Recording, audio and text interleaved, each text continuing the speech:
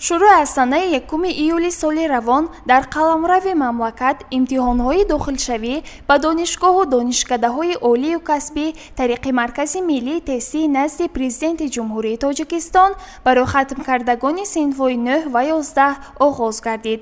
Дар шаҳри Панҷакен дар муассисаи таҳсилоти миёнаи умумии рақами 71 имтиҳонҳои дохилшавӣ шурӯъ гардида, довталабон аз рӯи 5 ихтисос имтиҳон месупориданд. Чун солҳои қабли имсол низ хатмкунандагони зиёде ба маркази миллии тестии назди президенти ҷумҳурии Тоҷикистон ҳуҷҷат супориданд ва аз рӯи ихтисосҳо бо навбат ба маркази имтиҳонсупорӣ ҳозир мешуданд. Имрӯзҳо ки тамоми ҷаҳонро бемории сироятии COVID-19 фаро гирифтааст, мо хостем бубинем ки оё дар маркази имтиҳонсупории шаҳри Панҷакент чораҳои пешгирӣ аз ин беморӣ ба роҳ монда шудааст ва ё на.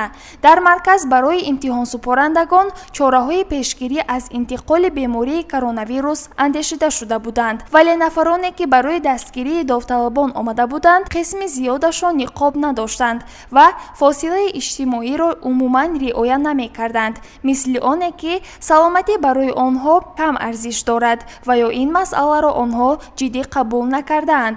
Ҳамчунин дар назди муассисаи таҳсилоти миёнаи умумии рақами 71 кормандони шӯъбаи кор бо ноболиғони шӯъбаи вазорати корҳои дохилии шаҳр низ қарор доштанд ва кӯшиш мекарданд то мардум фосилаи иҷтимоиро риоя кунанд, вале сокинон нисбат ба ин масъала бепарво буданд. умед мекунем ки шаҳрвандон нисбати саломатии худ ва атрофиён бепарвоӣ зоҳир намекунанд ва қоидаҳои беҳдоштиро риоя месозанд.